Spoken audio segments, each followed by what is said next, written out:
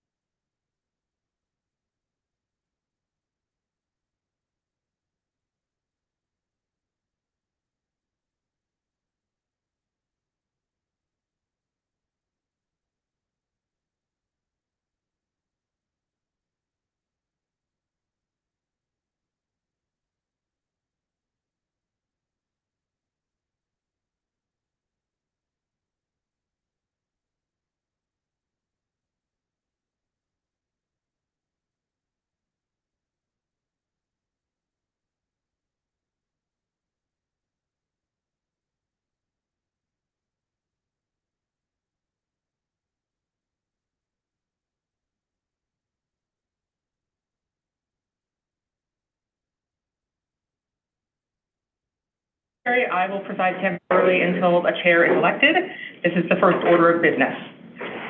The election of the chair will proceed as follows. Nominations will be taken from the floor. Each nominee must accept the nomination to be considered. Once the nomination is closed, we will proceed to vote. Voting will be by show of hands. A majority vote is required to elect the chair. Nominations are now open for the position of chair. Are there any nominations? Yes, I would like to make a nomination, please. I'd like to nominate Jeff Knoll as our chair. Thank you. Jeff, do you accept the nomination? I do. Are there any further nominations for chair? Seeing none, nominations for chair is now closed. We will now proceed to vote. All in favor of electing Jeff Knoll as chair, please raise your hand.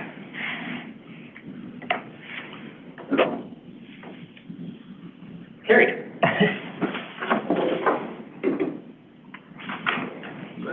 Thank you. Okay, well, thank you for that, Jessica. I'm going to call for nominations for the position of vice chair.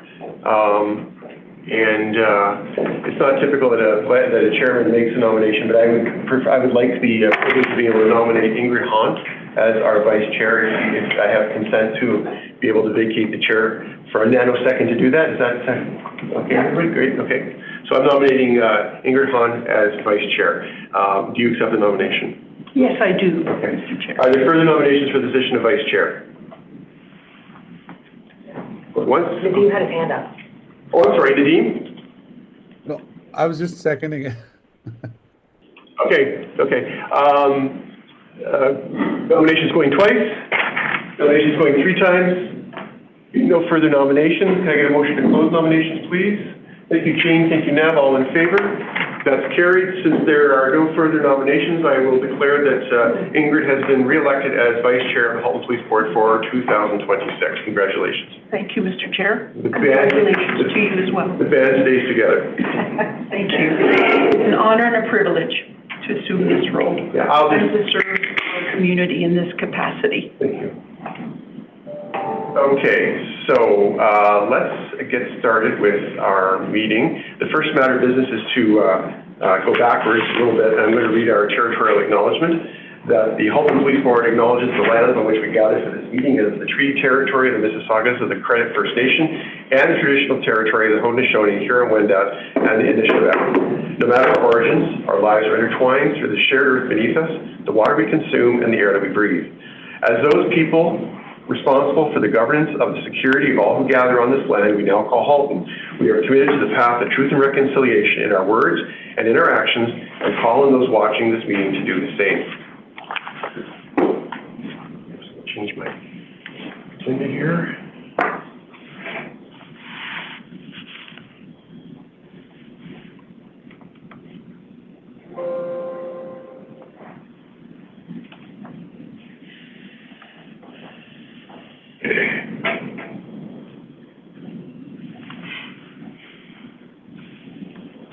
Okay.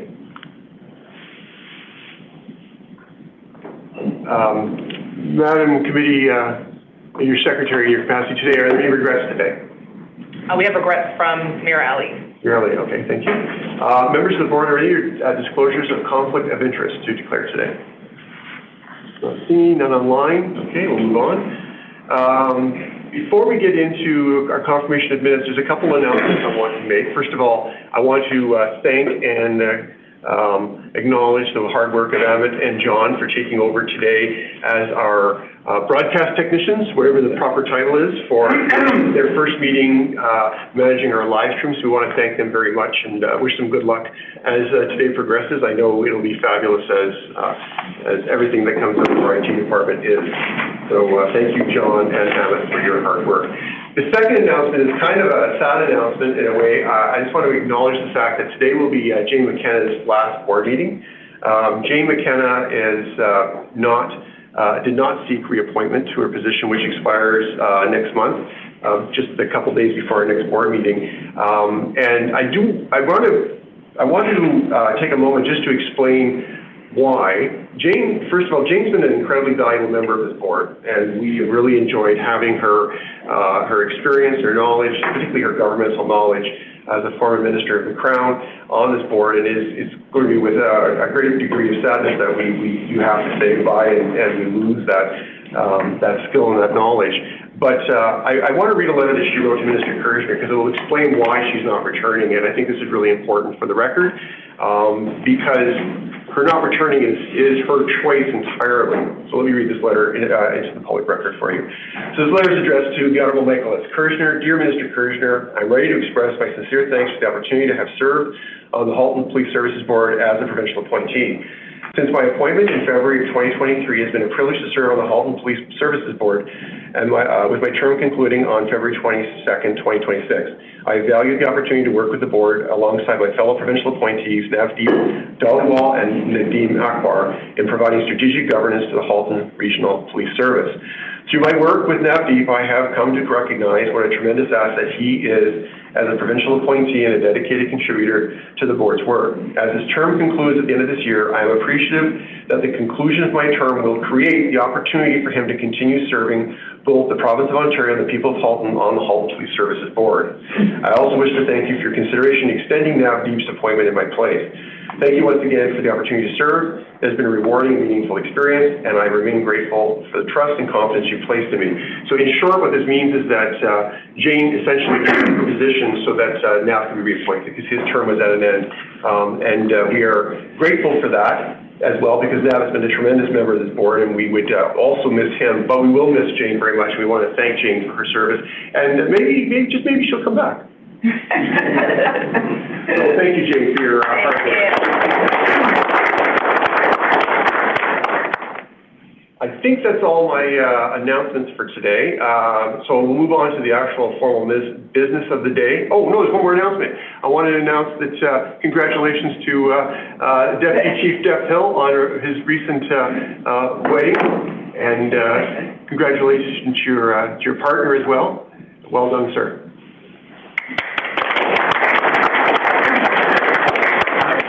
I haven't seen a smile this much ever. But we surprised, there you go. Okay, first item is the confirmation of the minutes. So we have our minutes circulated to the board from Thursday, December 18th, 2025. Members of the board, I need somebody to move the approval or advise us of any omissions. Lisa? Thank you. Seconded by? Thank you, Nav. Any comments, questions, errors, or omissions? Seeing none online, all in favor? Those are carried. We do not have any presentations today. We do have 5 items on our information agenda. 3.1 is the 2025 Q4 Human Resources Quarterly Report. 3.2 is the semi-annual complaint summary. 3.3 is the district staffing ratios relative to population. 3.4 is population forecast proposal. And 3.5 is Crime Stoppers quarterly update. Members of the board, are there any matters for separation today? Ingrid? I'd like to address 3.1, please. Okay, 3.1 is held. Anything else? I wouldn't mind if we could just have a very, very brief overview of 3.4, which is the population forecast proposal. I see. Oh, right, of course, and 3.2, yes. So we're going to hold 3.1, 3.2, and I'm just going to ask if the chief and maybe Keith could comment briefly on that, because I think this is a really good piece of work, and it's going to really inform, particularly with the strategic plan coming up for the next cycle very soon. So I just would like just a brief overview in public of that, if that's okay. So let's start with 3.1, the Q4 Human Resources Quarterly Report. Ingrid? Yeah, thank you, Mr. Chair. I went back to the last report, the Q3, that we reviewed in October of 2025, and I see we're changing the format. The format is now removing detective sergeants and removing detectives and including them under sergeant. So sergeant will be the only line that we see, including detective sergeant and detective in the future. Not exactly. So I'm glad you brought this question up. We did this on purpose to make the report a little bit easier to follow, a little bit more concise. Essentially, the staff through the chair, I should have added through the chair, The staff sergeant rank is the official rank. When someone is promoted from sergeant, they are promoted to staff sergeant. When someone is promoted from constable, they're promoted to sergeant. The detective sergeant position and the detective are role related. So if someone is a sergeant, they're also it's the equivalent of a detective. If someone is a staff sergeant, that's the equivalent of a detective. But what was happening, what we noticed with the reports, we were moving people in and out of those roles, and in some cases we were filling them with acting roles, and it was a bit convoluted for you as the board to see. So we have essentially compressed the staff sergeant and detective sergeant line into one line, known as staff sergeant, which is the rank. And we've done the same with the sergeant and detective lines. We've consolidated them into one line because that reflects the actual promotions of ranks that we are authorized for. When we do our budgeting and such, it's not broken down into roles, staff sergeants and sergeants. So on a go-forward basis, this is the format we're going to use. It was done to make it a little bit clearer for you to understand, and it's a little bit even for us. It's easier for us to actually tally up and see where we're at in terms of overall structure. So when you look at the Q3 actuals here on this report, you'll see that the numbers don't necessarily align because that was just for that previous rank, but we've consolidated another entire line into that. If that makes sense. So that was the next question, is that the numbers didn't align, but you've just explained it. So we will work with this, 103? For 2026, this will be the full format, yes.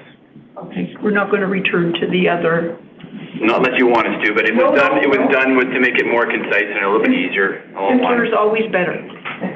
Thank you so much. Any further questions on 3.1? Ingrid, could you move 3.1, 3.3, and 3.5, please, since those weren't held? Yes. Chair, may I can comment on 3.5 but not ask a question without moving it. Is that possible? Yeah, absolutely. Okay, so before you move 3.5, I'll just comment, not question. Sure. Okay, so I just wanted to comment on 3.5, which is the Crime Stoppers quarterly report, and I just wanted to say that it's really great to see these quarterly reports coming forward as a result of the MOU between police and Crime Stoppers, with a highlight that Ward 6 in Burlington is the second pilot of the Community Watch program, and also as a call out to any local businesses that want to help with the fundraising. You'll see in this report there are 2 local businesses that are donating a portion of their sales towards Crime Stoppers to help with the fundraising, as well as the upcoming shred events for the summer and the fall, the spring and the fall. I know I used this and it was amazing, and it also helps many of our people in the community prevent any type of fraud by properly shredding their sensitive documents. So just great work to the Crime Stoppers as coming on as this relationship is evolving, and having to communicate is really important. And I encourage folks to keep their eyes open for when the next report comes forward in April with more new information. Thanks, Lisa. It's a good comment. I appreciate that you flagged that, because the negotiation of the MOU was a watershed moment, I think, for this board in that relationship with the Crime Stoppers. And also, when you raise the issue of Community Watch, I just want to congratulate everybody around this table, because the Community Watch initiative came as a result of a request from the board. While all the credit for the hard work is to Crime Stoppers, this was something that the board took on as a project to get reinvigorated in Halton region. So we're so pleased to see it expand, not just to Burlington, but apparently also to Milton. There's apparently a Community Watch. The third pilot will be taking place in Milton as well, and that was announced in the recent newsletter. So congratulations to Karen, the chair there, and the rest of her crew at Crime Stoppers for the job well done. Yeah, and Jeff, if you recall, it was through sort of that recommendation on my behalf to guide it towards Ward 6 in Burlington, right, yeah. in response, as you know, in our strategic plan to auto theft, which we've seen a great decline on through that targeted work. So when we come together as partners, this is the kind of results that we can have, and we're seeing some of those gains in Ward 6 in North Burlington to help bring those rates down. Yeah, that's great. Thank you, Lisa. Would you like to move 3.5 then? Okay, so let's deal with 3.1. Ingrid, you're moving 3.1, 3.3. 3.3. And I need a seconder for that. Jane, all in favor? That's carried. And then Lisa's going to move 3.5. Now, Nadine, do you want to have a second? 3.5? You haven't been in the record minutes yet. There you go. 3.5 has been seconded. All in favor? That's carried. Okay, we have two more separate items. 3.2, Fred, you had a comment on that? Yes, thanks, Mr. Chair. This multi-year comparative statistics is super important for transparency and oversight, and the information is much appreciated.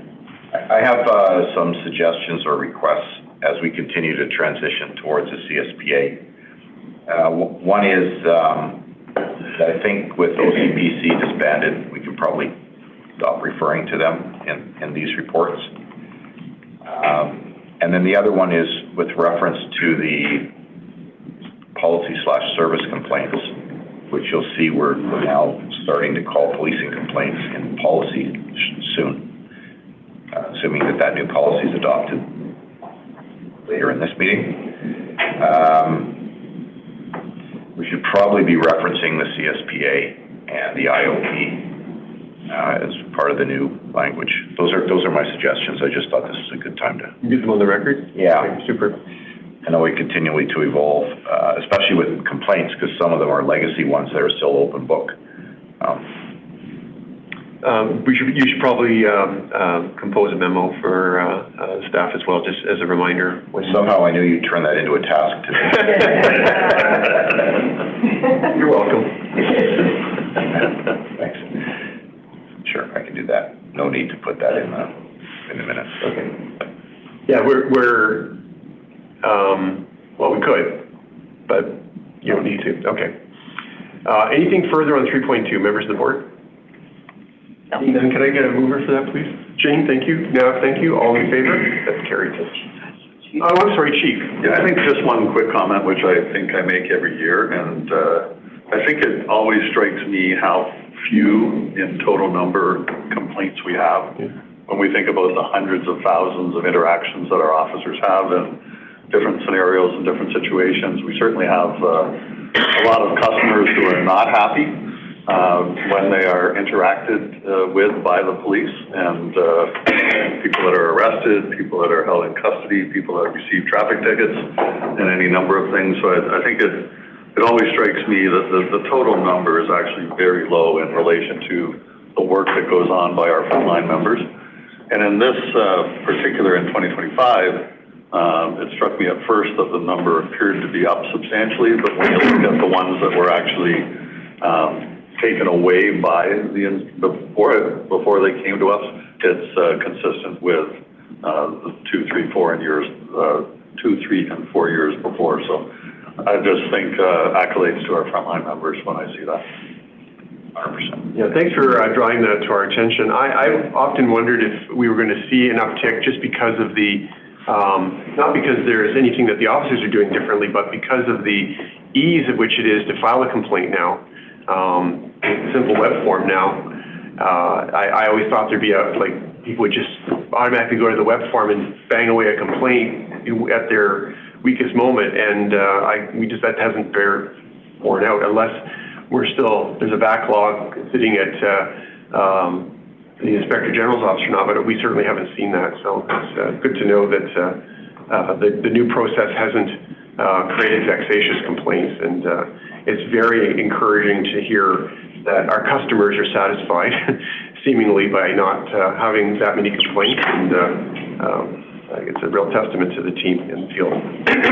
Can I get we've moved that, right? Yeah, that was done. We finished that one up. So we're going to move on to the one that I asked to be held, which is 3. I just moved off the page. Give me one moment here. 3.4, and this is the population report. This is a particularly important piece because everything we do has to be correlated to the growth and population of our municipalities, all 4 of them within the region, and having clarity as to the actual size that correlates with the municipality's understanding of best planning estimates and such is really important. So Keith, Chief, do you want to frame this first, and then we'll go to Keith? No, just briefly. I mean, we continue to look at population forecasts, and it drives some of our budget processes. It's driving right now some of our facility review processes as we look at what facilities we have right now. Of course, we have the new one district joint facility, which will be opening in the coming months, but we need to look at what facilities we're going to have to increase elsewhere in the coming years. So the population is one very important measure. Historically, and Keith does most of the work on this, so I'll turn it over to him, but historically for the board, a lot of that projection data used to come from the region because planners were at the region, and a lot of those positions have been put back into the single-tier municipalities. So in our case, Burlington, Milton, Oakville, and Halton Hills have those planning capabilities now. So we strongly believe that those numbers are going to be more accurate because there is a number of things that come into not just the planning, but what the towns or the cities actually are able to do. So turn it over to Keith, and thank you. That's a really good summary. The background to our issue was that we had great data from 2011 from the best planning estimates, and when we reached the end of that period of 2021, internally we started looking for what would replace it. My particular drive was more for the facilities need, but we have, as the chief mentioned, many other areas, financial and fleet and so on, and even the measures that we put in our strategic plan and our reporting to the board on crime data. So we tried to work with the region, and the region was having, well, the whole of the region, municipalities as well, the ground was shifting beneath their feet all the time.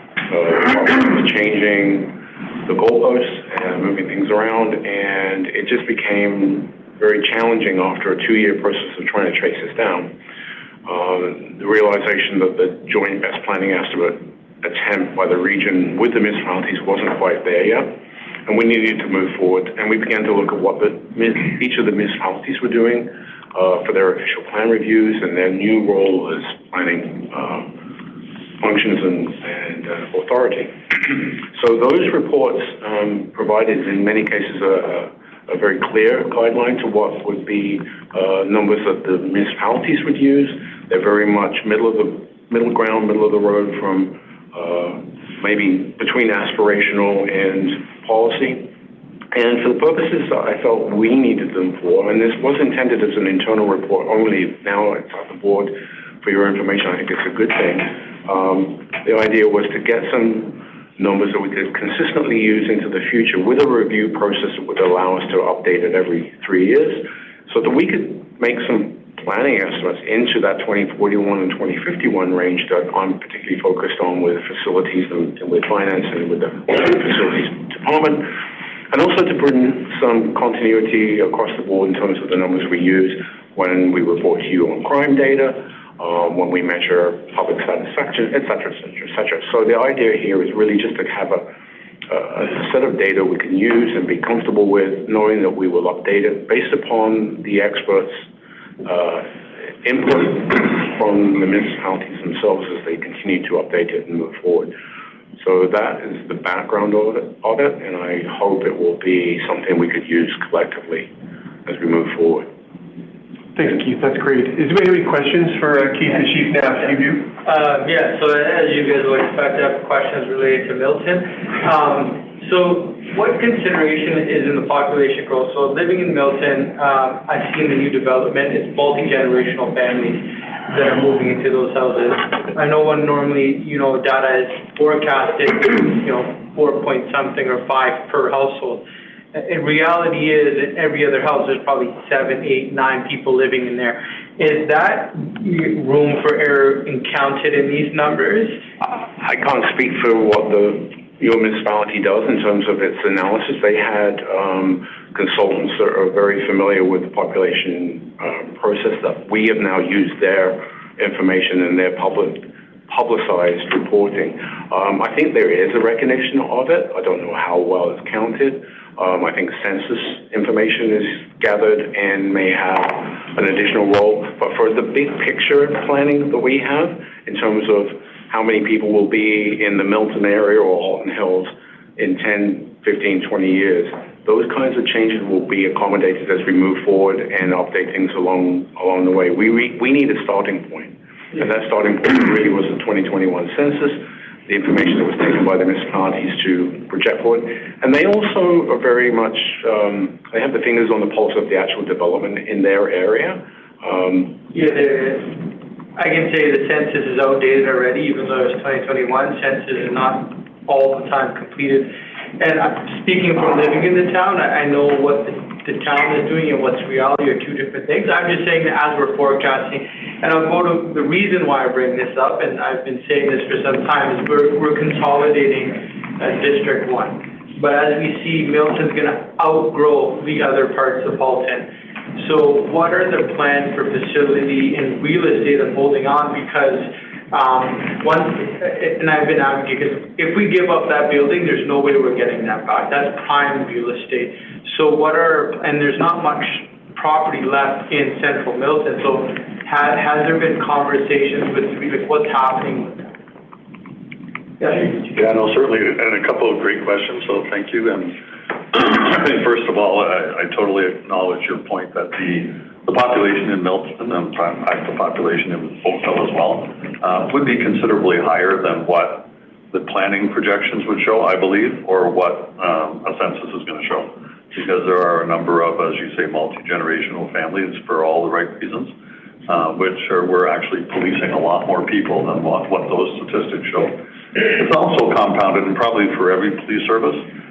It certainly is for Toronto. I mean, Toronto has a population during the day, and they have a population at night, and they don't really get consideration for the extra 1 million or 2 million people that they police for different reasons and different events. And so we have a lot of people that we're policing that are not even Halton residents. Actually came out very specifically in their use of force report on where we're arresting people, the majority of who are not from Halton. So there's a lot of those statistical things that we do take into consideration, but they're hard to measure.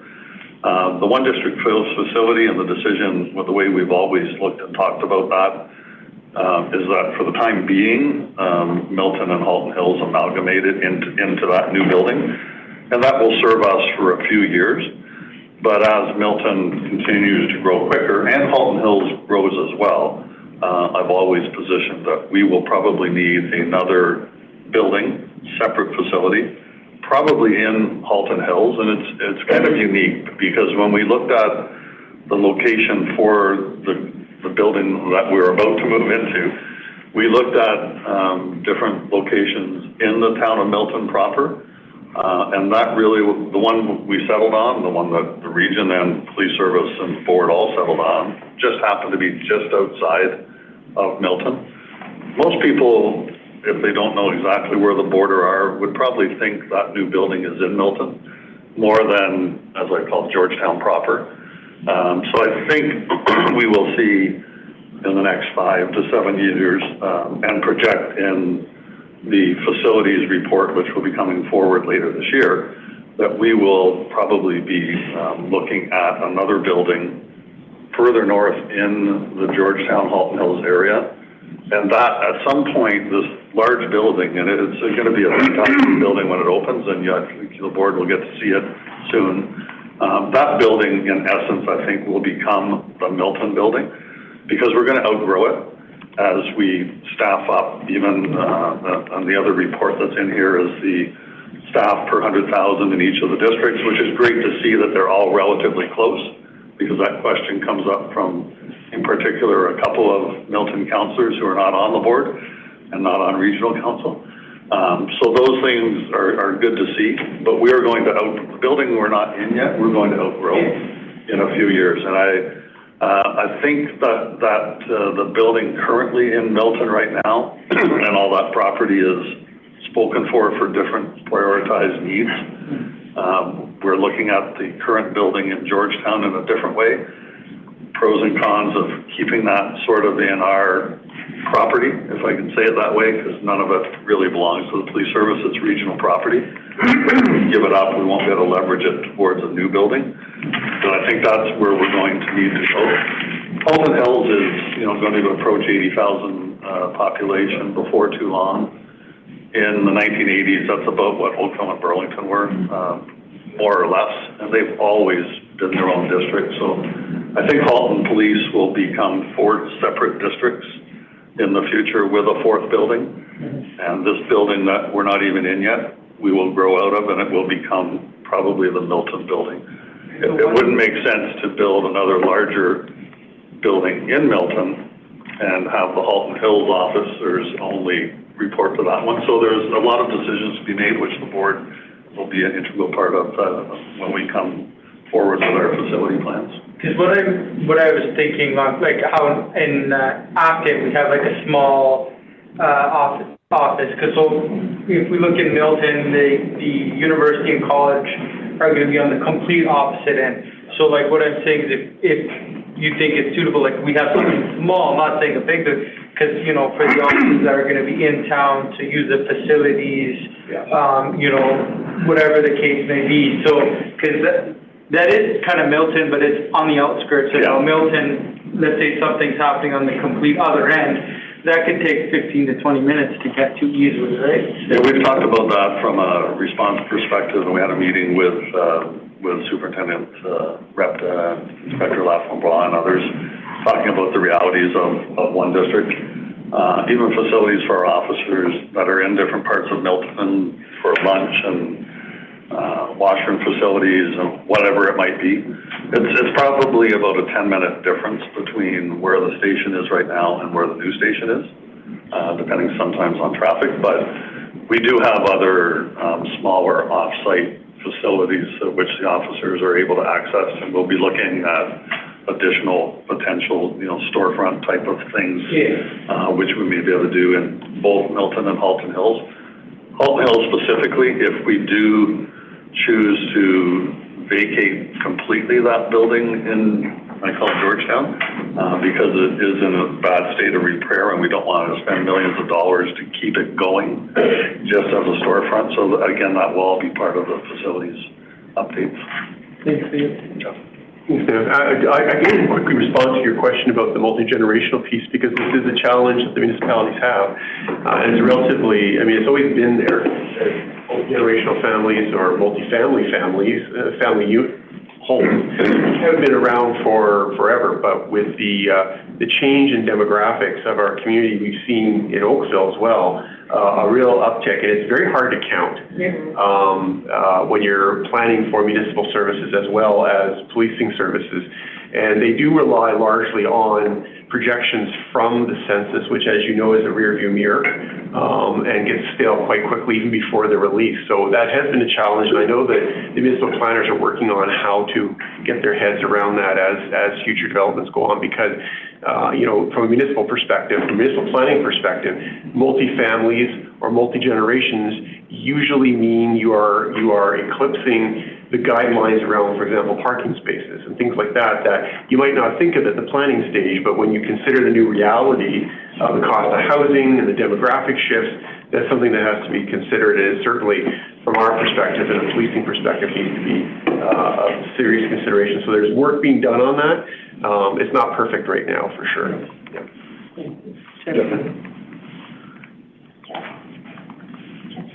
Oh, I'm sorry. That's okay. I just want to comment. Over there. Yeah, please go to the councilor first. I was just going to add to what the facilities plan has been referenced a couple of times. Sure. You go ahead. So as the chief mentioned, we are starting a facilities plan, and part of that is not going to just necessarily be, you know, throwing like a building out in the strategic place. Part of the plan is going to be looking at the buildings that we already have and how quickly we're going to outgrow them, and how we are going to sustain them for even longer. For example, HQ here, we have a number of investigative units that are in it. So part of the plan is some of the modeling that's going to happen is, if we were to say, and this is just an example, say we were to create another building that would house a whole bunch of different groups, could we sustain HQ longer and 2 District? Because 2 District has quite a bit of investigative.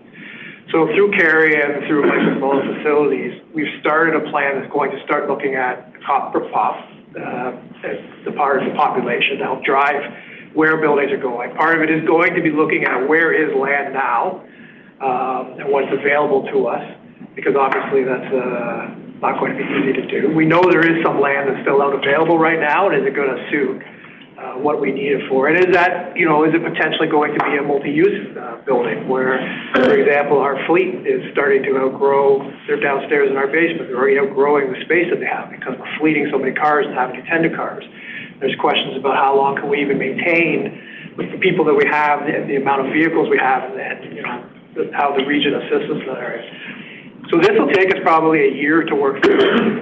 We'll keep you in the loop as we move through, but that is what's going to drive the decision-making on where a new building is. I mean, even if we said today that, okay, we wanted this building to be here, it's going to take us 5 years to get there before we even get to a building. So once we start doing that, when we do the modeling of what if we move people and all that type of stuff, then we can start looking at the square footage and all that. If you're looking at $1,000 bucks a square foot today, just imagine what the price is going to be in 5 years. That's also going to tie into our budget. When we come back and we highlighted and spoke about last year, it's going to tie into what we talk about this year as well in regards to capital. So there is quite a bit of a plan coming that's going to help in regards to drive our decision making on where these buildings are going to go, and we'll keep you in the loop as that progresses. Carrie and Mike's and others work.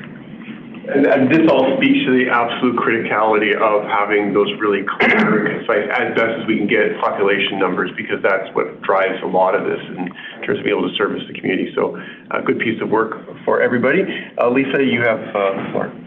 Thank you very much. So thank you very much for Appendix A of this report, which identifies the population growth.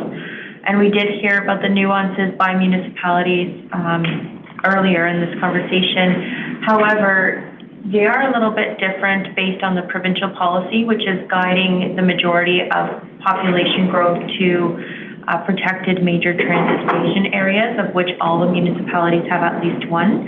And I'm just wondering, we've asked previously, I did as a regional councillor, around mobile or satellite type outposts for police mini HQs.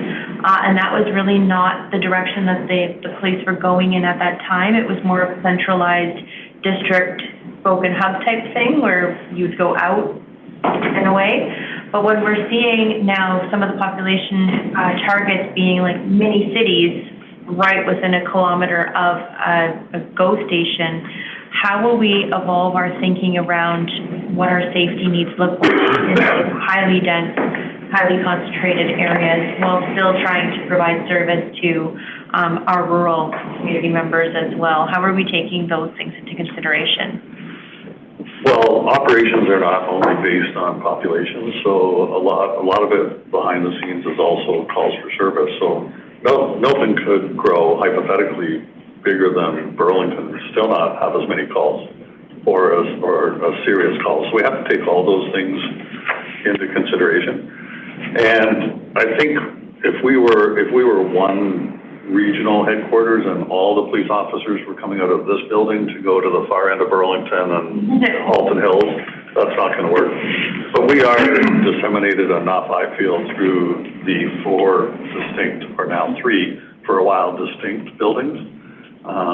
Personally, I would still prefer the Burlington Cultural Center be up where our station is and our station be where the cultural center is, but that's not going to happen. So the downtown realities are just not there. But the basics of our frontline uniform patrol operations can happen from anywhere. So I think we are distributed enough. We can always look at the benefits and the cost analysis of substations. But stations are problematic if you have a building somewhere or a storefront somewhere and a citizen goes there for some reason and there's nobody there. So it's a cost and a staffing issue for every building that you have, unless it's a facility. For example, in Bronte, we have a small substation, but it's really for our marine unit, which is unique because the boats are there on the marina.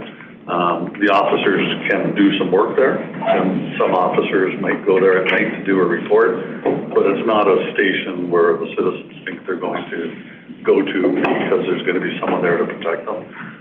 So you've got to balance all those things. But I think most of our officers are always going to be coming out of a district facility somewhere for the next 10 or 20 years. We did have Chief Campbell used to talk about probably in the 90s, you know, what we could, what if we didn't really have officers report to stations and they came in and they just took over the car from another officer and got briefed and they didn't go to parades and they didn't get checked in and they didn't get their equipment. There's all sorts of issues with that. Technologically, you might be able to do something very unique that way. But there are some real benefits as well of bringing officers or groups of officers together at the beginning of shifts to find out what priorities, what crimes have happened, and what the priorities for enforcement might be. And when you have the hub sort of areas, and I'm going to think of what's growing in Mississauga around Square One, is certainly a city of itself. And we'll have some dense populations around our GO train stations in Oakville and Burlington, and probably in Milton in time more. So that's going to drive calls for service to some degree, and our officers will be there more often. So that's the question, is driving the calls for service based on population, which is the whole reason for looking at population, because we don't purely subscribe to a cop-to-pop ratio. We don't agree to that. And so when we're looking at the planning context where we have community permit planning systems, CPPS, which is a tool, under the provincial policy planning framework, we can start to ask for those types of things, like outposts, and I know I'm not using the right nomenclature, it doesn't really exist yet, but if we're needing to build those things in now, the conversation has to be starting almost today, because that's when you're getting the large development applications where with heights and excessive emissions, there's also a community component that would be recreation centers, fire, police, paramedics, etc. So having the conversations now, I know the MTSA in my ward already has planning permissions for 10,700 units with more to come, and that's not even touching applications that we're seeing now that are being asked, they are being permitted for 7 stories and they're already asking for 25. So when we look at these population sort of markers and trajectories, my concern will continue to be in these cities unto themselves, which are almost the population of a small town, sitting within a kilometer of a GO station, making sure that we have enough runway, that we're looking at the infrastructure around safety that's needed for those areas. Jeff. I think just the only thing I would add to top on the chief is I think what I'm understanding is saying, and you're right, is cop-to-pop is one thing, but calls for service are another. And our district commanders are pretty good at, if we have an area that is centralized, and we can see that they are receiving more calls. For example, Burlington might be at a stage right now, it's receiving more calls than somewhere else, even though the population is higher. More calls for service. The district commanders are pretty good at being able to adjust. As you know, there's zones within all different patrol zones, and it's something that they're aware, including the uniformed staff sergeants, that they need to field and have more people in specific areas because the calls are driving calls for service, so that we have that readiness. So even without the necessary infrastructure of having, a substation, having more people even in that area because the calls for service are dictating or something that we can always continuously flux with. Thanks, Jeff. I'm just going to jump in and get a piece of this because obviously Oakville is dealing with the MTSAs as well. I mean, all municipalities are in the GTHA. We have the Midtown Core, which is the area around the Oakville GO train station, which is potentially going to see 50,000 new residents right in that core area. Basically, it says anything that you can find in North America. Notwithstanding the conversation about substations, this conversation tweaked something in my mind that perhaps the police service should be consulting with the municipalities a little closer about some of the planning aspects of public safety around these facilities, because it's, I don't know if in a suburban context that we're used to things this dense, and perhaps there needs to be some new thinking around building in public safety infrastructure, not substations, whether it's thinking about the ICE buildings in Toronto. I hate using that word ICE now. The ICE buildings, those condos in Toronto, there's issues around, it can take 20 minutes to get up an elevator to when you're on the main floor because the buildings are so tall and such. So things like that, those public safety pieces that maybe they should be part of the conversation as we're dealing with this planning process that's happening right now, being driven largely by the province. So I'm going to put this in the form of a question. Are we alive to this as a police service at this point about actually proactively engaging with the municipalities on, I know that planning applications are always circulated to the police, but has there been a special emphasis put on the new paradigm of these extraordinarily dense areas that would never have been contemplated in Halton in the past? They are circulated to us, and we review them from the perspective of the impact upon our radio tower system, which has been a problem with heights. There was a decision made by Chief Crowell 15, 20 years ago that the police would not be commenting on safety aspects of design, where the understanding was that the municipal planners had the same opportunity to take the SEPTED training and apply design standards at that point. And I think it was a resourcing issue, 10 planners versus none, in our case, or one. So the simple answer to your question, do we review it from a safety perspective or so forth? Not unless we were asked. I think at the district levels, there's some capability of providing some review when requested by individuals and so forth, but integrated into the planning function, it was recommended by our chief of the day that the municipalities take that role on and apply their skills and knowledge to it as well. I mean, there is training out there. I don't think having police experience is necessarily be all and end all for design components. There's certain skills attached to that. So with you applying things like SEPTED principles and such to new community designs, is that something that we're confident that planners within municipalities truly understand? Well, in the SEPTED training I received many, many years ago, there were planners and municipal people involved as well. It's not all police, in fact, probably less police than it is others. Whether they've taken that up and applied that to their function, I can't speak for the municipalities, I'm afraid. Let me take that back to my municipality, and I don't know if Lisa chooses to. I think we need a circular. Yeah. I think we need a correspondence. Yeah, just to make sure that if the boxes are checked, then fine. But I wanted to know that that's a thing, because at the end of the day, when these developments sprout up out of the ground over the next 50 years, we're going to be left holding the bag, trying to deal with getting up elevators, or blind corners, or scary parking garages, whatever the case is. So if there's ways we can get ahead of that now. I know the fire department has expressed interest and concerns around repeaters. That would be an interest, I guess, for police as well, in some of these buildings where your radios may not penetrate underground garages without appropriate repeaters and such. So maybe we need to start talking to the municipalities a little bit more about building some of this technology and SEPTED principles into development. I've seen Bill nodding his head, because I imagine you're scratching your head about radio transmission into those facilities, or into those buildings as well. Yeah, and Chair, if I may, the only commenting that is circulated as part of a planning development application is the interference with telecoms, and that is the end. There's nothing else. I agree. Yeah. And I would also note with respect to also add the lens of women's safety in the community. I'm just saying this as a woman, because there's many corners or how you swipe in, and I've seen lots of videos online of areas where women could feel safer based on improved design guidelines. Yeah.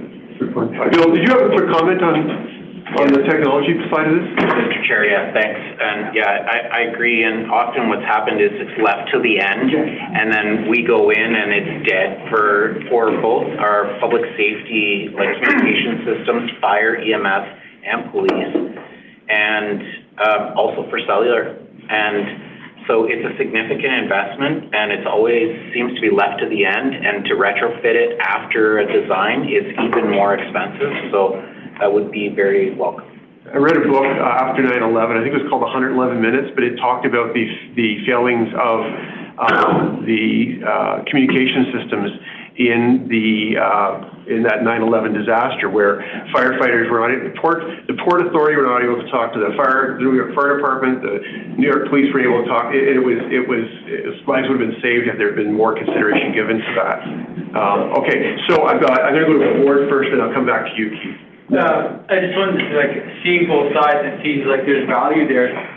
We do have the luxury of counselors on the board, So this is something maybe you guys can take back to the councilor and have a bylaw that this review needs to be done before any application is approved, and I'm sure the service would be happy to partner.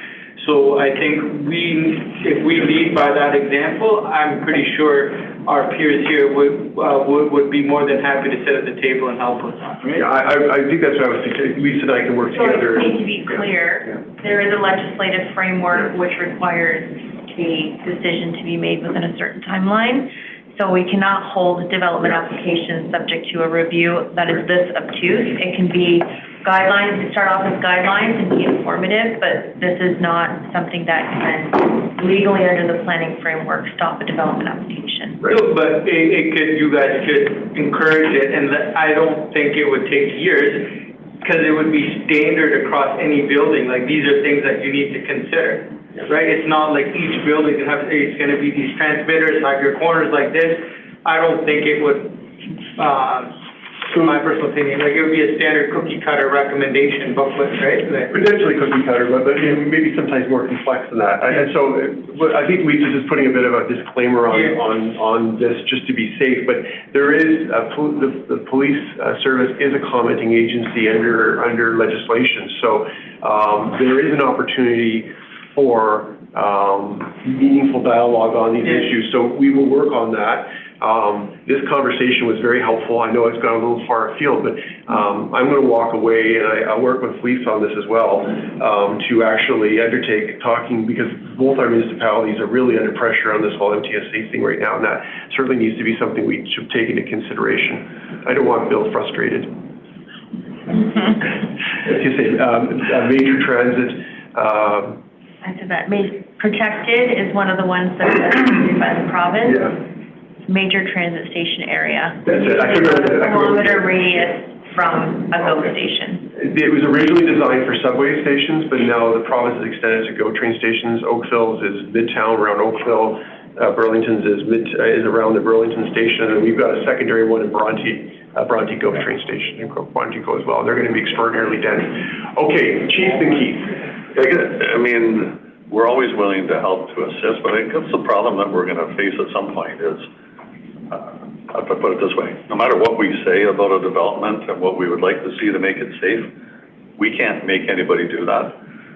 It's going to be approved by your local planning departments, and if we say... Probably not, actually. It's going to be approved by the province of Ontario, but yeah. It's going to be approved, and those developers are going to build those 25 or 50-story buildings with 4 or 5 elevators and a concierge desk and some cameras, and if we say we want this, and this, we can't hold them to that, so we'll have to figure out that mechanism. Yeah, there's definitely some nuances on this, but it's amazing what you can accomplish sometimes that isn't necessarily prescribed by legislation in that process. So cooperation can sometimes be encouraged through the carrot and stick method. So, Keith. Yeah, so just through the chair, SAPTED, which has been mentioned, is crime prevention through environmental design, in case anybody doesn't know. Sorry, I didn't mean to speak in acronyms. I usually rail about that myself.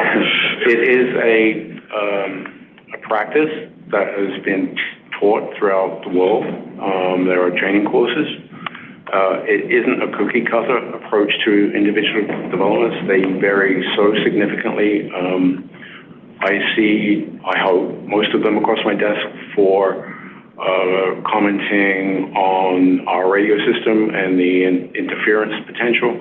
I also review street name applications to make sure we don't have duplication for challenges in 911 response. Those are time consuming, and I'm just on my own. Again, it's a resource issue when it comes to our side of the equation, and that's what the previous chief was concerned about, was everything was handled multiple times at the municipality level, but not so much here. I think that from my perspective, prevention is cheaper than restoration. So I think it's something that we need to take a look at. If it means additional resources, maybe even through the municipalities. Well, anyway, this has opened a door of conversation, and I'm prepared to step through it in my other capacity as well. I'm hearing an interest in Lisa as well, so we'll take that back. Didn't mean to hijack your report, Well done, thank you very much, sir. Are there further questions for Keith on the actual report itself? No, okay, thank you very much.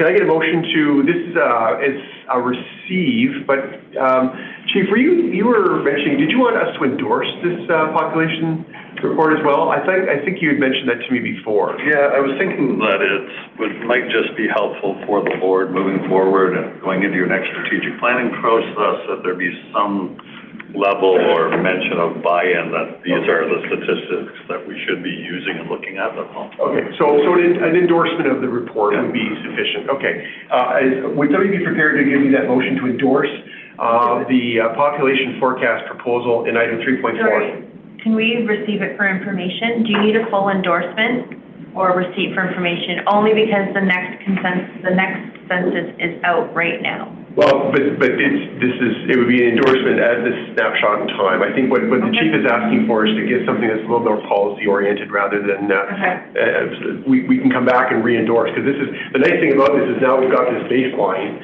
We can see updates to this and be kept abreast of what's happening, because as you know, it is it's a changing almost hourly. Dynamic. Yeah. Every couple of hours we seem to be getting different numbers. So. Okay, I'm good with endorsement. Thank you. Okay, so motion to endorse.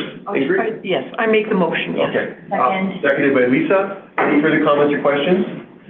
All in favor? That's carried. Thanks for that conversation. That was actually quite interesting and helpful. Oh, and now we're going to talk about tower lease agreements. So 4.1 is the $0 reciprocal tower lease agreement, HRPS and Bell Mobility. Does anybody have any questions about this? It's pretty straightforward. I'm sure Bill could answer any questions you might have. I'm not seeing any. Can I get a motion to approve the recommendation, please? Thank you, Jane and Lisa. All in favor? That's carried. 4.2 is the policy on public complaints. Fred. Thank you, sir. So this complaint's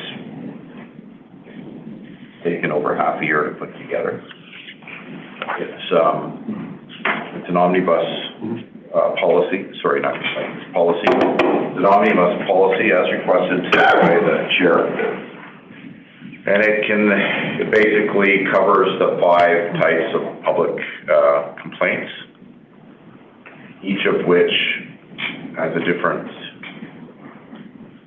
authority at the top and slightly different processes, and those differences is what are highlighted in the policy, and it circles around for a verification and reporting process. Had a lot of input from Dave from the IOP, as well as the chief, and from Ken on it, and I think we've landed a pretty good spot in this version for public adoption. In addition, it will replace two old bylaws which would cover some of these things, but certainly the processes all need to be updated. And the consultation list is also the board, because this came to the board as well. We had a fulsome conversation on this as a board in our board-only sessions. Yeah. Okay, members of the board, do you have any comments or questions? Chief, I will just add one other thing. Sure. Some of my colleagues in the Big 12 have been asking for this type of stuff, because I think this is the first omnibus public complaints policy. Okay. Is that right, Dave? Sorry. This is the first board policy omnibus one that's covering all of the 5 different complaint procedures in one policy. I'm about to say that that's Jubilee. I have one beat to it. That's okay.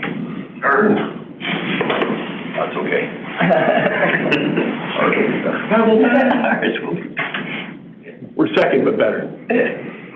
Okay. Chief, do you have any comments on this at all? No, a lot of work went into it. I know Fred corresponded back and forth with us a number of times. We had some input into a couple of nuances, more or less, and I think it's workable for everyone in the format that it's in now. Fantastic. Okay, members of the board, I'm going to ask you for comments or questions one more time. Would the chief like this one or the Hamilton one? This one. Careful what you're answering. Good question. Good response. Good response, yeah. Very fast. Excellent response. Okay, so the motion is that the public complaints policy be approved as proposed, and bylaw to establish guidelines for the administration of the complaints process under Part 5 of the Police Services Act, and the bylaw to establish guidelines for the administration of the complaints process under Part 5 of the Police Services Act. Complaints against the chief policy, so chief of police or deputy chief of police be rescinded. So effectively, the old one out the old and with the new. That's the motion. Can I get a mover for that, please? Thank you, Nav and Lisa. No, Ingrid. That was your hand. I Okay. feel like I did too many in a row, so. That's fine. I saw a hand over there. I couldn't identify it.